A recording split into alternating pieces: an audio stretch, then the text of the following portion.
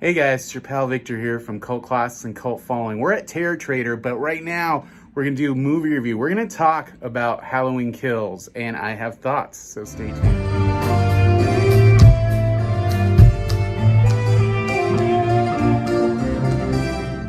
Night in Haddonfield. 40 years ago, the boogeyman came for us.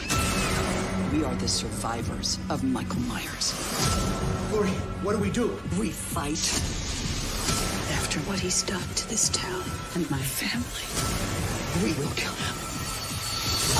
Happy Halloween, Michael.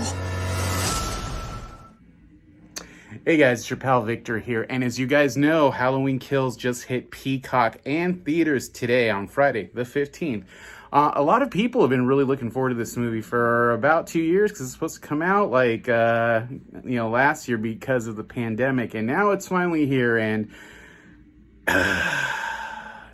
noises can't be reviews, but I'm going to say Halloween Kills is the name of this movie. The kills are the best thing about this movie, but there are definitely issues with this movie that I'm going to talk about right now. One is this movie relies entirely too much on flashbacks. And this entire movie starts out with a flashback to 1978, which feels like kind of like a vehicle to try to get Dr. Loomis, is played by Donald Pleasence in this movie via the magic of CGI compositing. And don't get me wrong, we've come a long way in the era of deepfakes, and it looks just like Donald Pleasence.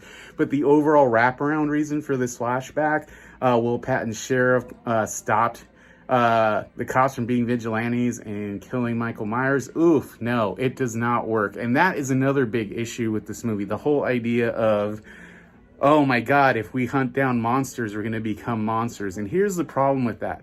A lot of this revolves around the fact that we have a lot of the characters from part one, Marion, Tommy Doyle, the little girl played by Kylie Richards. They're all survivors who get together every year to talk about how they're survivors. They can't really get over the Michael Myers experience. This undercuts something from part one. The fact that everybody thought Laurie Strode was crazy for being so hung up on Michael Myers and building a fortress to eventually kill him.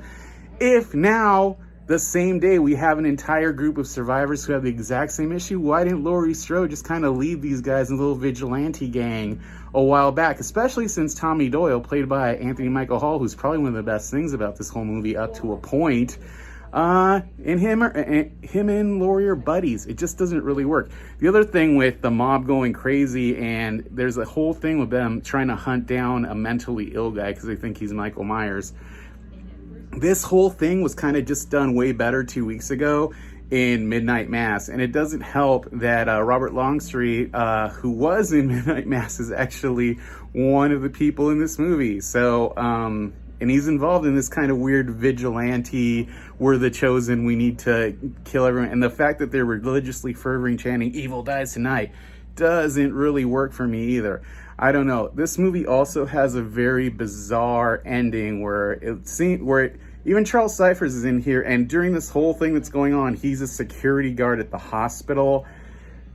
All the people in the town are about to have fun killing Michael Myers, and he gets this stupid quippy one-liner in that's like, it's Halloween, we all deserve a good scare, good God. And it seems like they're gonna go piñata on him.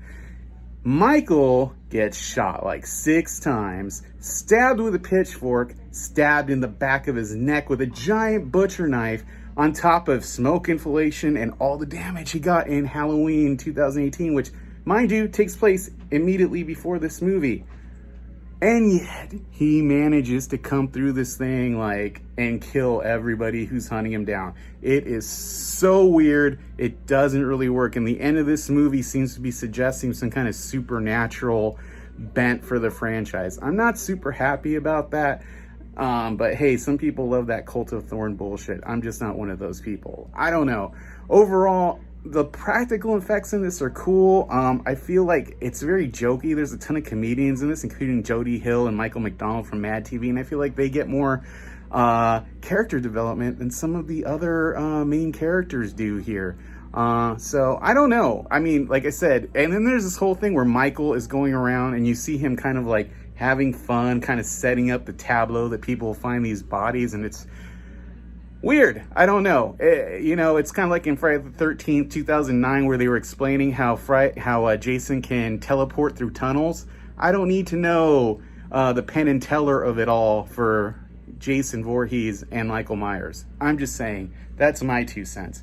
So, I say watch it. I'm not telling you not to watch it. I'm saying you will probably have issues with the weird lack of a story and the weird flow of the movie. But if you want to see a lot of cool, interesting kills, then this movie is right up your alley, even if it is way too jokey and way too flashback